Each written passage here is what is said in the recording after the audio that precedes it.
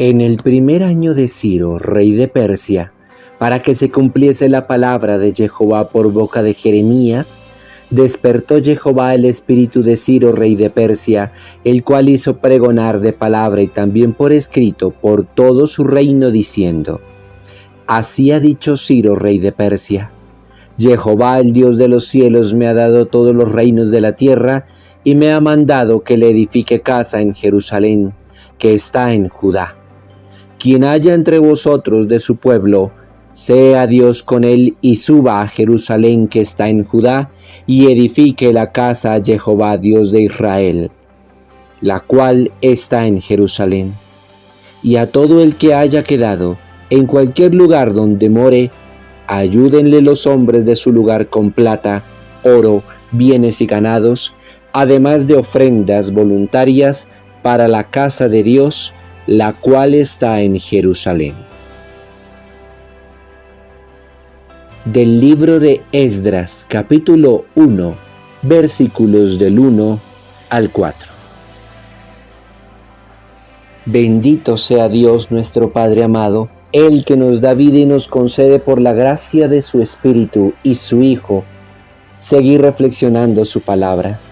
Hoy damos gracias a Dios porque nos permitió por 2 largos meses reflexionar primero y segundo de Reyes, de manera que conocimos la historia del pueblo de Israel en sus ires y venires, esa historia que, como nos dirán los profetas más adelante, se convirtió en la historia del amor divino llamando constantemente y el amor humano constantemente desoyendo. Hoy el Señor en su misericordia, hermanos, nos permite empezar un nuevo libro, este nuevo texto de Esdras, al cual haremos la respectiva introducción, no sin antes mencionar algo que quizá varios de ustedes notaron. Como se habrán dado cuenta, nos acabamos de saltar 2 libros completos. De Segunda de Reyes nos saltamos a Esdras sin leer ni Primera ni Segunda de Crónicas. ¿Por qué no hemos leído estos 2 libros? Como recordarán ustedes, desde hace 4 años largos que empezamos a hacer la reflexión de la palabra de Dios, cada vez que leemos un fragmento que ya nos ha contado alguno de los libros de la Biblia antes, nos saltamos ese fragmento porque ya lo habíamos abordado, entre otras cosas porque es común en la redacción del texto bíblico o de los diferentes textos bíblicos volver a contar una historia pero ya con otras palabras, hacer una segunda versión de la misma historia, duplicar narraciones, copiar narraciones y volverlas a poner más adelante en otros textos. Y para no estancarnos y seguir avanzando, siempre que encontramos un fragmento que ya hemos leído antes en alguna otra parte de la Biblia, saltamos para no duplicar o repetir. Pero Alexander, estos fueron 2 libros completos.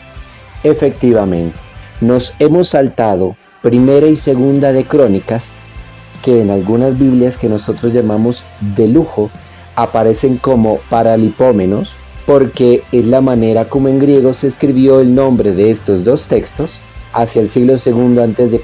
en la traducción de la Septuaginta, es decir, al griego, y no los hemos leído porque Primera y Segunda de Crónicas, si ustedes empiezan a hojear los 2 libros, lo que hacen es narrar lo que ya hemos leído, incluso desde el Génesis, Éxodo, Números, Josué, Jueces, Primera y Segunda de Samuel y Primera y Segunda de Reyes. El primer y segundo libro de las Crónicas son como volver a contar la historia con otras palabras. Por eso nos hemos saltado estos 2 textos. Estos libros, Primera y Segunda de Crónicas, se cree que fueron escritos hacia el siglo IV a.C.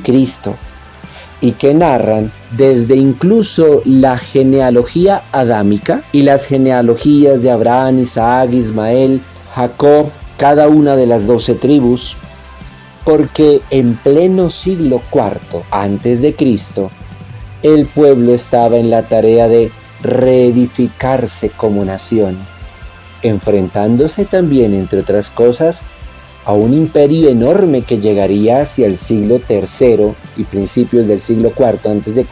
al Medio Oriente, el Imperio griego.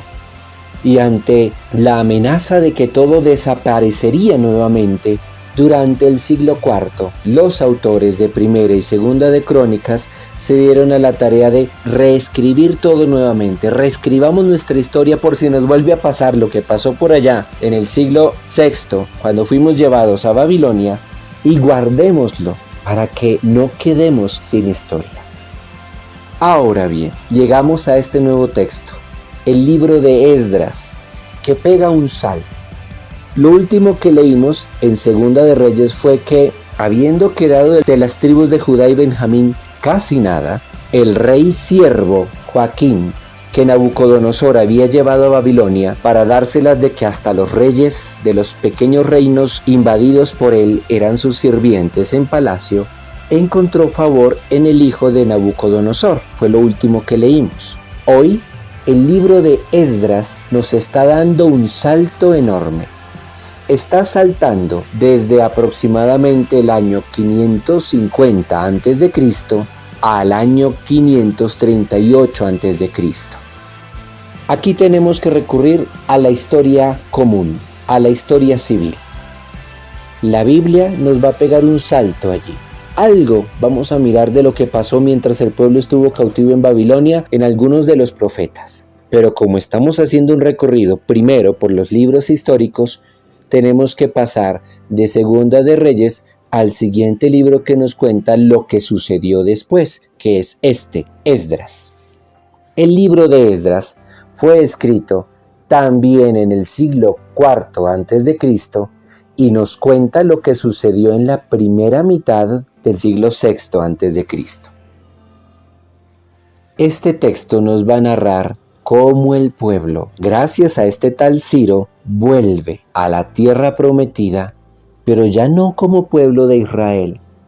Ahora serán llamados los judíos, porque solo regresaron los descendientes de quienes vivían en el reino de Judá, es decir, los poquitos que sobrevivieron de las tribus de Judá y Benjamín. Hagamos entonces la contextualización histórica. Resulta, según nos cuenta la historia civil, la historia común, no la historia bíblica, por allá en Persia, lo que hoy viene siendo Irán, Afganistán y Pakistán, existía un rey y uno de sus grandes capitanes, llamado Ciro, se le rebeló y terminó tomando el control de Persia y de Media, dos grandes imperios que habían al oriente de lo que era el imperio de Babilonia. En el año 539 a.C., este rey Ciro, con su deseo de expandirse también por el mundo entero, acaba con el imperio babilónico y en un gesto de solidaridad, aunque más bien pudo ser una jugada política, liberó a todos los reyes esclavos y a todos los pueblos que Babilonia había esclavizado. En otras palabras, yo acabo de llegar aquí a lo que antes llamaban ustedes el gran imperio babilónico. Para ganarme el favor de los pequeños reinos que Babilonia había invadido, los voy a liberar. Vuelvan a sus tierras, reconstruyan sus ciudades con una condición: envíenme en tributo, es decir, páguenme un impuesto. Y es cuando caemos en lo que nos está narrando el texto que hoy leímos. Ciro, rey de Persia, que ya se había apoderado de Babilonia, concede por un decreto en el año 538 a.C. la libertad a todos los súbditos de Babilonia y entre esos a los judíos y los benjaminitas para que vuelvan, como nos dijo el texto, a reconstruir el templo. La idea de Ciro era la siguiente: que todos esos que yo dejé libres vuelvan a sus reinos y allá le oren a sus dioses por mí, el buen rey que los dejó libres. Pero de todo lo que hace el hombre, Dios se vale. Hermanos, si Joaquín no hubiese ganado favor ante el hijo de Nabucodonosor, seguramente hubiera muerto en la cárcel. Pero cuando llegó Ciro, lo encontró como rey esclavo, deja libre a los súbditos de este rey esclavo, es decir, a los judíos, para que regresen y reconstruyan su tierra, su pueblo, su ciudad, su templo. Lo último que decíamos en el fragmento que reflexionábamos es que de las grandes tragedias por las que pasa el hombre, Dios siempre saca algo bueno, nos dirá el apóstol Pablo en la carta a los Romanos. Todo concurre para bien de los que aman a Dios. Fue un tiempo de purificación allá en Babilonia para que cuando el pueblo llegara más santo. Fue como si por ese tiempo el pueblo hubiese estado metido en un horno que lo purificó y que quemó todas sus impurezas para que cuando regresara a la tierra de Canaán llegara más purificado, a hacer las cosas de una manera más acorde a la voluntad divina sin tantas infidelidades. Después de tan larga contextualización, primero histórica y luego narrativa, reflexionemos en una idea en particular, hermanos. Aprovechemos, valoremos, seamos dóciles en los momentos de prueba para que esos momentos de prueba hagan en nosotros fruto de purificación. Triste sería que pasando nosotros durezas en esta vida y momentos tristes y dolorosos, sigamos igual. ¿Será que nosotros, después de pasar duras pruebas en nuestra vida, vamos a continuar igual? Que el gloriosísimo nombre de Cristo sea pronunciado sobre todos nosotros. Amén.